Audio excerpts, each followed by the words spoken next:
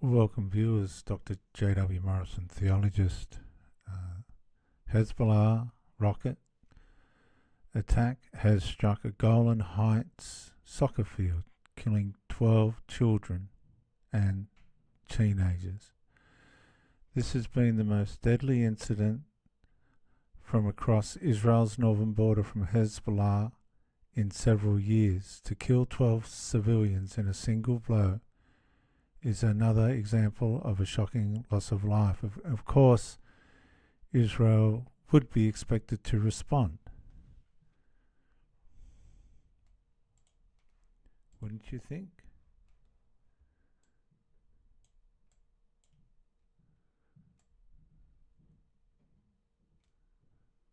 Let's find out.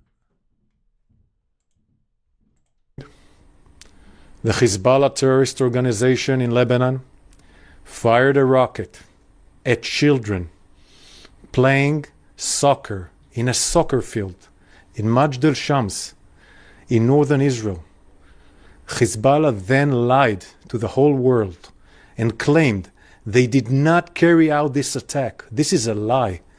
We can confirm that Hezbollah murdered 10 children in this brutal attack and injured more than 20 were injured in this brutal attack. And let me just say, there's Palestinians that live in this area. This is how careless these terrorists are. All were aged between 10 to 20 years old. Our thoughts are with the families of the victims, and our thoughts are also with the wounded that we embrace and hope for they to come well soon. This is the Druze community in Israel. These are Israeli citizens. We hug the Druze community. She's part of Israel. We will defend the citizens of Israel and also the Druze community. This is an attack that comes after attack in the north for more than 9 months. Hezbollah is attacking our citizens in the north, firing thousands of rockets and missiles and UAVs at northern Israel, targeting families, homes, and communities. The IDF is currently holding a situational assessment, and we will prepare for a response against Hezbollah. We will finish our assessments and we will act. This attack shows the true face of Hezbollah, a terrorist organization that targets and murders children playing soccer on a Saturday evening. We will act to restore full security on our northern border for all the citizens of the state of Israel.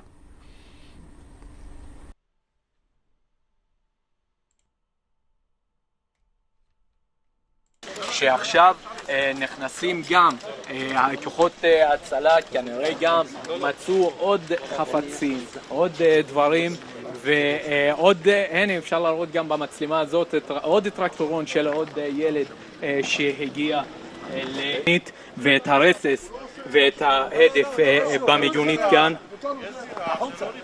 הנה יוצאים חברים, יוצאים.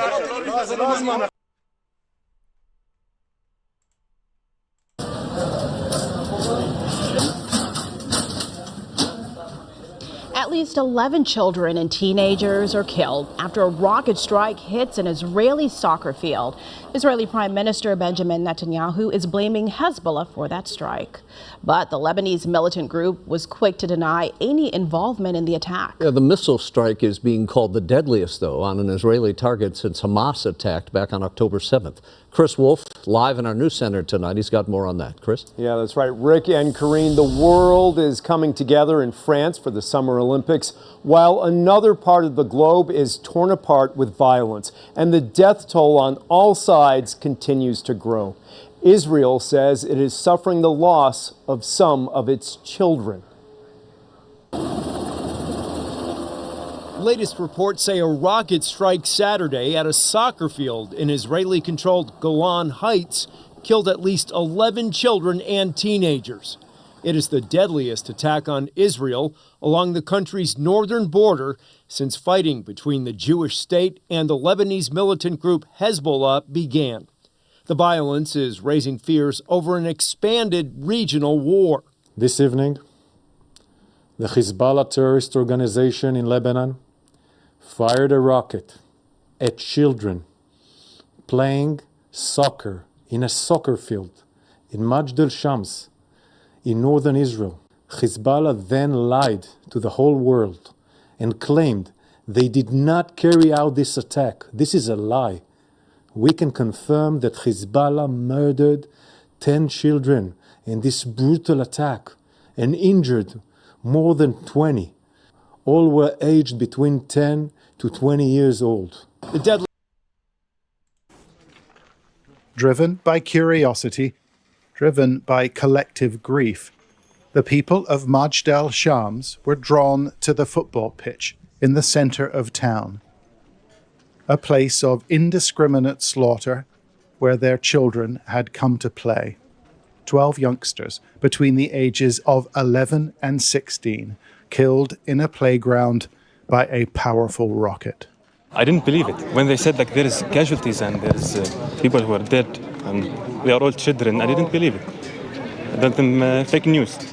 This couldn't like be real. It couldn't happen here. No, it never happened. The town siren had been triggered. But the people on the pitch only had a few seconds to leave. A shelter nearby proved too far for many. Let's take a look at where this weapon hit. You can see that it has punctured the football pitch here. It's taken a big chunk of earth out and it's blown the fences to the side, been blown out completely. But the thing about this spot is that this is where the kids came to take a rest, to catch their breath, to take on some water as well. This is where the rocket landed, and you know, they didn't have a chance.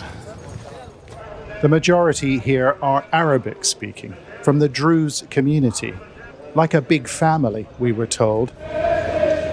And they gathered as one to commemorate the dead. 11 bodies were buried. The remains of another child haven't been found. I know personally 2 of the kids that died. One is a relative of mine, and the other was a child that I spoke to 3 days ago. I was dancing with him 3 days ago, and then boom, the news hit. He's dead. So He's dead. I don't know what to blame.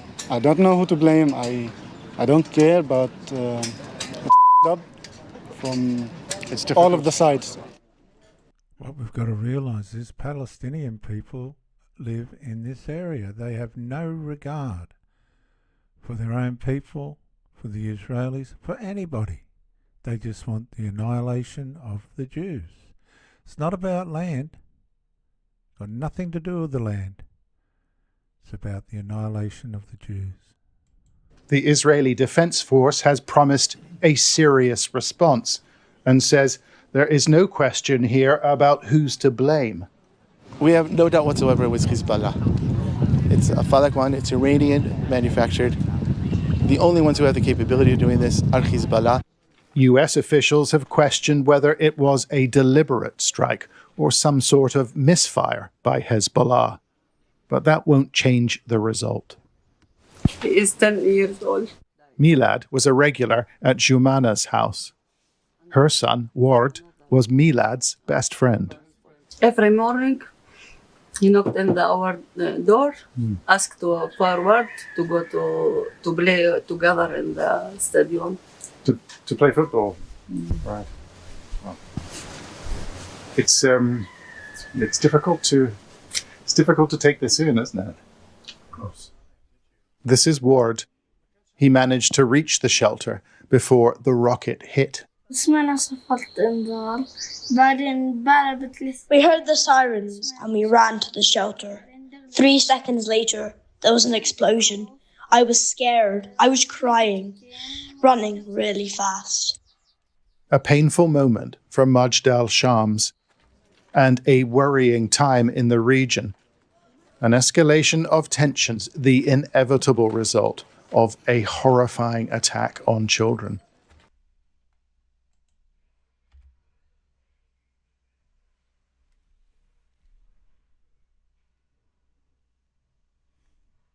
There's Golan there.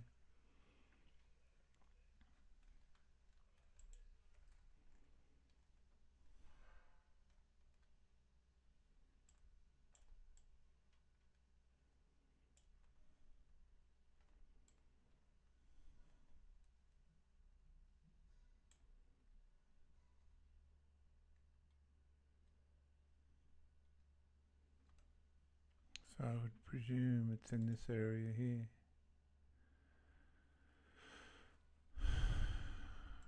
Golan Heights.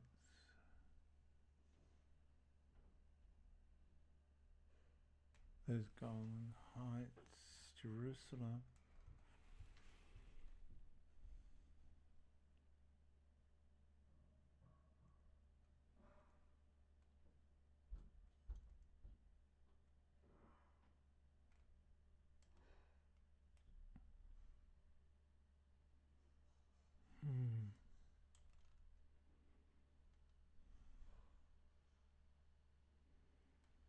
There's the area there.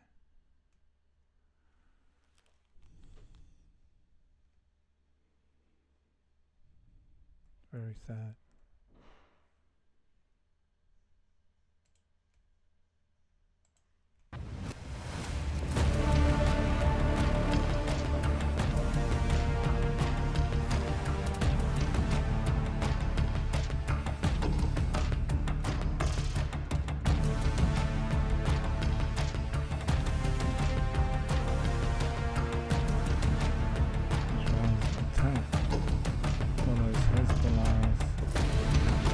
Alleged rocket strike in Golan Heights.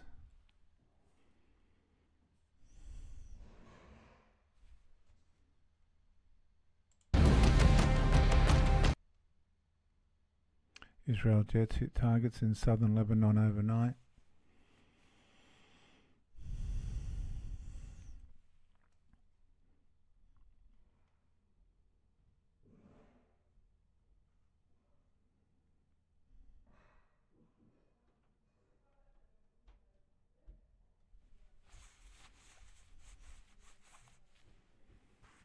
Israel gets ready for a wider response against Hezbollah. There's the explosion in the background.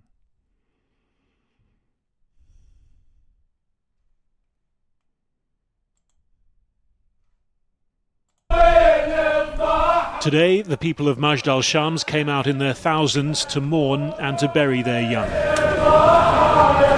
They were killed yesterday evening as they played football. A rocket, Israel says, was fired from Lebanon by Hezbollah, exploded next to the pitch. Hezbollah has denied responsibility. At this point, if things go on like this, I don't see a light at the end of the tunnel. 12 flowers, 12 children were plucked. This was the moment the rocket struck. This Druze Arab community, just a few kilometers from Lebanese territory, had so far been spared the worst consequences of 9 months of cross-border fire. The silly part about this is it's not a military target. It's a civilian target. It's not an accident or anything like this. It's a target. What a senseless... It's like somebody's just fired the rocket without aiming at anything. Or if it's deliberate, it's an atrocity.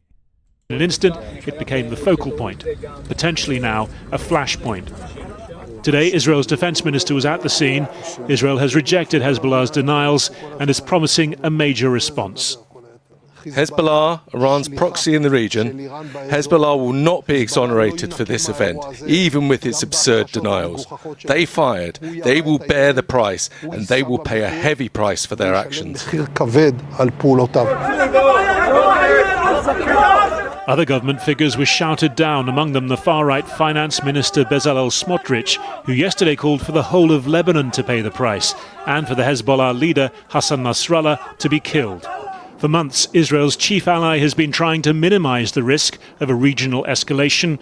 More urgency in that message today. We're in conversations with the government of Israel. And again, I emphasize its right to defend its citizens and our determination to make sure that they're able to do that. But we also don't want to see the conflict escalate. In Tehran today, the inauguration of the new president, the relative moderate Masoud Pezeshkian. At the same time, the foreign ministry was warning Israel against any ignorant action in Lebanon that could lead to unforeseen consequences, broadening the scope of instability, insecurity and war. The power of the resistance is becoming more evident every day. The Zionist enemy, with all the help from America and some treacherous governments, has failed to immobilize or overcome the resistance forces. These people are insane. Like, what are they trying to resist? What are they actually trying to resist? There's nothing to resist, only their own evil. Much will depend on decisions being made now by this man. Benjamin Netanyahu has cut short his trip to the US to lead an emergency meeting of Israel's security cabinet. Before leaving, he said Israeli hearts were broken by the attack and that Israel would not let it pass in silence. Netanyahu has, though, over many years built a reputation for caution when it comes to Iran. In April, under significant US pressure, he signed off on only a limited military response to Iran's mass drone and missile attack on Israel. Military calculations are now sure to include the 150,000 rockets that Hezbollah is estimated to possess and the risks to Israel of a spiraling escalation. What Israel will do, they'll try and take out the military bases where these rockets are. They'll do everything with their intelligence and ammunition to strike these military bases. The problem with it is these terrorists, they put them in schools, they put them where the civilians are, they put them where the mosques and hospitals are, and then when Israel destroys their ammunition, they say Israel's killed civilians, which is an absolute lie. Hezbollah and Hamas uses civilians as human shields. Israel will probably will attack, will retaliate, but not in a way that will bring a full-scale war in the north at present. But there will be a response, and then Israel will have to calculate its strategy. As I suspect, there is no other choices but war. Israel will have to choose the timing. While Israel considers its response to these civilian deaths, in Gaza they've become a numbing daily reality. This was Khan Yunis today, where young lives are also being mourned. It's no better. One's not different to the other, but these Palestinians have to stop provoking Israel. 15 people killed in an Israeli airstrike, one of them a 4-month-old girl. This interconnected conflict goes on to the north and the south. It's absolutely disgraceful. The question now, can it still get worse even than this? Harry Fawcett. Well, joining me now from Boston, USA is Rami Khouri. He's a distinguished fellow at the American University of Beirut, a journalist and an author. Rami Khouri, thanks for being with us. Cast your expertise, first of all, over the immediate conundrum. Israel says only Hezbollah had the weapons to produce the attack on the Golan Heights last night. Hezbollah denies it. Where's the truth? We don't know. This has gone on for years. My experience in Lebanon, the Middle East, is Hezbollah rarely comes out with a lie. They're very careful about what they say. And Israel, as we've seen in Gaza for months, has told repeated lies and exaggerations about Hamas. So I would just... No, I don't agree with this man. I don't agree with him at all. I think it's the opposite. Wait till somebody comes up with a definitive forensic analysis, but that doesn't really matter who did it, because there's 6 or 7 little small militant groups in South Lebanon other than Hezbollah. So that's a critical point, Rami. It might matter to Hezbollah. They don't want the blame for something that they haven't done, and if they haven't done it, they need to speak up. Not under the direct iron fist control of Hezbollah? Yes and no. I mean, these are not... Okay, so now we've got a half-truth. Are these little militant factions under the authority of Hezbollah? Well, yes, they are.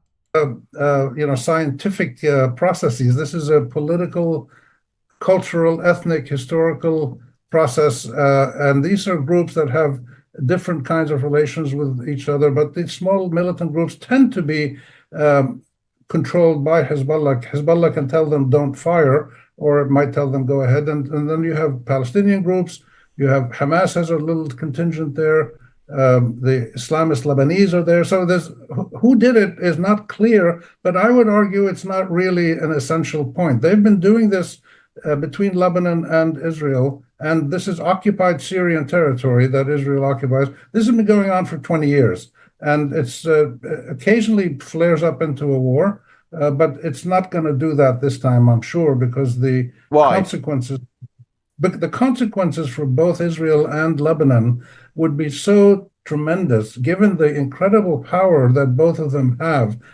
I was in Lebanon in 2006 during the last major war, and we could see the destruction all over Lebanon, bridges, water systems, communications towers that Israel did. I was there too, but it could happen. It could happen again. What's preventing it? What's preventing it is precisely the fact that Hezbollah now is even stronger than it was then. It has shown with its aerial drone videos, 3 videos they've released in the last 3 weeks or so, of how they can Hezbollah can penetrate Israel's defenses. It can attack the most sensitive targets, including Haifa port and military positions, etc. And we've seen them already doing this in northern Israel. They attack military posts almost at will. Right. So the capabilities of both are so great that the destruction would be massive, and it would be mostly impacting civilians. And we do have a telling track record away from Israeli propaganda as regards Gaza that the long-term record of Benjamin Netanyahu, as Harry Fawcett was pointing out just now, is that he is actually cautious when it comes to Hezbollah/Iran, I think we can say. Yes and no. He's cautious in actual actions. He's a bit wild in what he says. But the Israelis have a dilemma that they've always depended on their military power, which has been enormous, thanks to support from Britain, Germany, the United States, and others over the years. But the more they have power, the more they use it, as we see in Gaza now, the more political losses they suffer. They're isolated. They're going to be sanctioned. They're going to soon be like South Africa was. So military power also does not resolve political conflicts. And this is why they're still having this tit-for-tat engagements with Hezbollah and others in Lebanon. So they can't just keep boasting about their military power because it's not the answer. And the answer has to be a political negotiation that resolves all. As ever, you've got to have an exit strategy. Rami Huri, thank you very much indeed for being with us. Well, with that said, I don't believe any of that. I believe that Israel is being terrorized for one reason or another. You can have all the peace talks you want, but the Islamists are never going to be happy until Israel is annihilated. Dr. J.W. Morrison, theologist, Central Coast, New South Wales, Australia. Bye for now.